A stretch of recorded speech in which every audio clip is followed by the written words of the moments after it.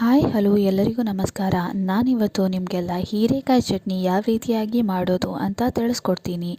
ನಾವು ಹೀರೆಕಾಯಿ ಚಟ್ನಿನ ಚಪಾತಿ ಜೊತೆ, ದೋಸೆ ಜೊತೆ, ಇಡ್ಲಿ ಜೊತೆ, ಅನ್ನ ಮತ್ತು ತುಪ್ಪದ ಜೊತೆ ತಿನ್ನೋಕ್ಕೆ ಸಖತ್ತಾಗಿರುತ್ತೆ. ನಾವು ಈ ಹೀರೆಕಾಯಿ ಚಟ್ನಿನ 3ರಿಂದ 4 ದಿನಗಳ ಕಾಲ ಇಟ್ಕೊಂಡು ತಿನ್ನಬಹುದು. ಮೊದಲನೆಯದಾಗಿ ನಾನೊಂದು ಬಾಂಡಿಯಲ್ಲಿ 8ರಿಂದ 10 ಮೆಣಸಿನ್ಕಾಯಿನ ತೊಗೊಂಡಿದ್ದೀನಿ. ನಾನಿಲ್ಲಿ ಹಸಿರು ಮೆಣಸಿನ್ಕಾಯಿ ಮತ್ತು ಕೆಂಪು ಮೆಣಸಿನ್ಕಾಯಿ ಎರಡನ್ನೂ ತೊಗೊಂಡಿದ್ದೀನಿ. ನೀವು ಬೇಕಿದ್ದರೆ ಬರೀ ಹಸಿರು ಮೆಣಸಿನ್ಕಾಯಿನೇ ತೊಗೋಬೋದು, ಇಲ್ಲ ಬರೀ ಕೆಂಪು ಮೆಣಸಿನ್ಕಾಯಿನೇ ತೊಗೋಬೋದು. ನಾನಿಲ್ಲಿ ಅರ್ಧ ಚಮಚದಷ್ಟು ಎಣ್ಣೆನ ಹಾಕ್ತಿದ್ದೀನಿ. ಎಣ್ಣೆನ ಹಾಕಿ ಮೆಣಸಿನ್ಕಾಯಿನ ಚೆನ್ನಾಗಿ ಫ್ರೈ ಮಾಡ್ಕೊತಾ ಇದ್ದೀನಿ. ಮೆಣಸಿನ್ಕಾಯಿನ ಚೆನ್ನಾಗಿ ಫ್ರೈ ಮಾಡ್ಕೋಬೇಕು. ಮೆಣಸಿನ್ಕಾಯಿ ಚೆನ್ನಾಗಿ ಫ್ರೈ ಆದಮೇಲೆ ನಾನಿಲ್ಲಿ 1 ಚಮಚದಷ್ಟು ಉಪ್ಪನ್ನ ಹಾಕ್ತಿದ್ದೀನಿ. ಉಪ್ಪನ್ನ ಹಾಕಿದ್ರೆ ಮೆಣಸಿನ್ಕಾಯಿ ಚೆನ್ನಾಗಿ ಬಾಡುತ್ತೆ. ನಾನಿಲ್ಲಿ 1 ಹಿಡಿಯಷ್ಟು ಕರಿಬೇವನ್ನ ಹಾಕ್ತಾಯಿದ್ದೀನಿ. ಕರಿಬೇವನ್ನ ಹಾಕೊಂಡ್ಮೇಲೆ ಕರಿಬೇವನ್ನ ನಾವು ಚೆನ್ನಾಗಿ ಫ್ರೈ ಮಾಡ್ಕೋಬೇಕು.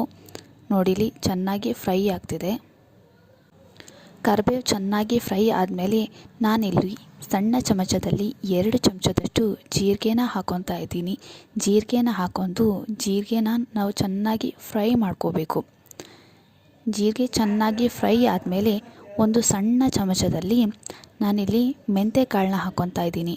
ಮೆಂತ್ಯಕಾಳನ್ನ ಕೂಡ ನಾವು ಚೆನ್ನಾಗಿ ಫ್ರೈ ಮಾಡ್ಕೋಬೇಕು. ಮೆಂತ್ಯಕಾಳು ಚೆನ್ನಾಗಿ ಫ್ರೈ ಆದಮೇಲೆ ಒಂದು ದೊಡ್ಡ ಚಮಚದಷ್ಟು ಉದ್ದಿನಬೇಳೆನ ಹಾಕ್ಕೊತಾ ಇದ್ದೀನಿ.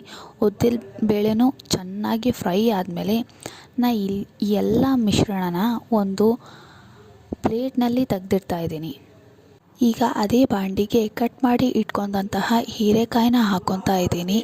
ಇಲ್ಲಿ ನಾನು 3 ಹೀರೆಕಾಯಿನ ತೊಗೊಂಡಿದ್ದೀನಿ. ಹೀರೆಕಾಯಿ ಫ್ರೈ ಆಗೋಕ್ಕೆ ನಾನಿಲ್ಲಿ ಅರ್ಧ ಚಮಚದಷ್ಟು ಎಣ್ಣೆನ ಹಾಕ್ಕೊತಾ ಇದ್ದೀನಿ. ಹೀರೆಕಾಯಿನ ಚೆನ್ನಾಗಿ ಫ್ರೈ ಮಾಡ್ಕೋಬೇಕು. ಹೀರೆಕಾಯಿ ಚೆನ್ನಾಗಿ ಫ್ರೈ ಆದಮೇಲೆ ನಾನಿಲ್ಲಿ 3 ಟೊಮೆಟೊನ ಕಟ್ ಮಾಡಿ ಹಾಕ್ಕೊತಾ ಇದ್ದೀನಿ. ಟೊಮೆಟೊ ಚೆನ್ನಾಗಿ ಫ್ರೈ ಆಗಬೇಕು. ಈಗ ಈ ಎರಡೂ ಚೆನ್ನಾಗಿ ಫ್ರೈ ಆಗಬೇಕು. ನಾನಿಲ್ಲಿ ಟೊಮೆಟೊ ಮತ್ತು ಹೀರೆಕಾಯಿನ ಚೆನ್ನಾಗಿ ಫ್ರೈ ಮಾಡ್ಕೊತಾ ಇದ್ದೀನಿ. ನೀವಿಲ್ಲಿ ನೋಡ್ಬೋದು ಎಷ್ಟು ಚೆನ್ನಾಗಿ ಫ್ರೈ ಆಗ್ತಾಯಿದೆ ಅಂತ. ಈಗ ಹೀರೆಕಾಯಿ ಮತ್ತು ಟೊಮೆಟೊ ಸಂಪೂರ್ಣವಾಗಿ ಫ್ರೈ ಆಗಿದೆ. ನಾನು ಸ್ಟವ್ನ ಆಫ್ ಮಾಡ್ತಾಯಿದ್ದೀನಿ. ನಾನಿಲ್ಲೊಂದು ಸ್ವಲ್ಪ ಹುಣಸೆ ಹುಳಿನ ಹಾಕ್ತಾಯಿದ್ದೀನಿ.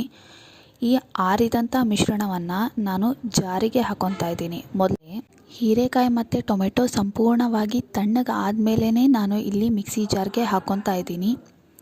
ಈಗ ಸಂಪೂರ್ಣವಾಗಿ ಮಿಕ್ಸಿ ಜಾರ್ಗೆ ಹಾಕೊಂಡ್ಮೇಲೆ ಆಗಲೇ ನಾವು ಮೆಣಸಿನ್ಕಾಯಿ ಮಿಶ್ರಣವನ್ನು ತೆಗೆದಿಟ್ಟಿದ್ವಿ ಒಂದು ಪ್ಲೇಟ್ನಲ್ಲಿ, ಅದನ್ನು ಸಮೇತ ಸಂಪೂರ್ಣವಾಗಿ ಈ ಮಿಕ್ಸಿ ಜಾರ್ಗೆ ಹಾಕ್ಕೊತಾ ಇದ್ದೀನಿ. ನೀವಿಲ್ಲಿ ನೋಡಬಹುದು ಅದೂ ಸಂಪೂರ್ಣವಾಗಿ ತಣ್ಣಗಾಗಿದೆ. ಆರಿದ ಮೇಲೇ ನಾವು ಮಿಕ್ಸಿ ಜಾರ್ಗೆ ಹಾಕಬೇಕು. ನಾನಿಲ್ಲಿ ಒಂದು 8ರಿಂದ 10ರಷ್ಟು ಸುಲಿದಿರೋ ಬೆಳ್ಳುಳ್ಳಿ ಹೆಸಳನ್ನು ಮಿಕ್ಸಿ ಜಾರ್ಗೆ ಹಾಕ್ಕೊತಾ ಇದ್ದೀನಿ. ಈಗ ನಾನು ಮಿಕ್ಸಿ ಲಿಡ್ನ ಕ್ಲೋಸ್ ಮಾಡ್ತಾ ಇದ್ದೀನಿ.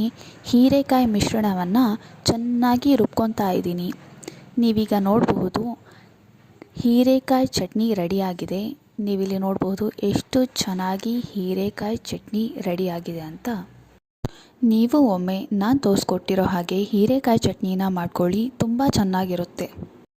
ನನ್ನ ವಿಡಿಯೋ ನಿಮಗೆ ಇಷ್ಟ ಆದಲ್ಲಿ ಲೈಕ್ ಮಾಡಿ, ಶೇರ್ ಮಾಡಿ, ಕಮೆಂಟ್ ಮಾಡಿ, ಹಾಗೆ ಸಬ್ಸ್ಕ್ರೈಬ್ ಮಾಡ್ಕೊಳ್ಳಿ.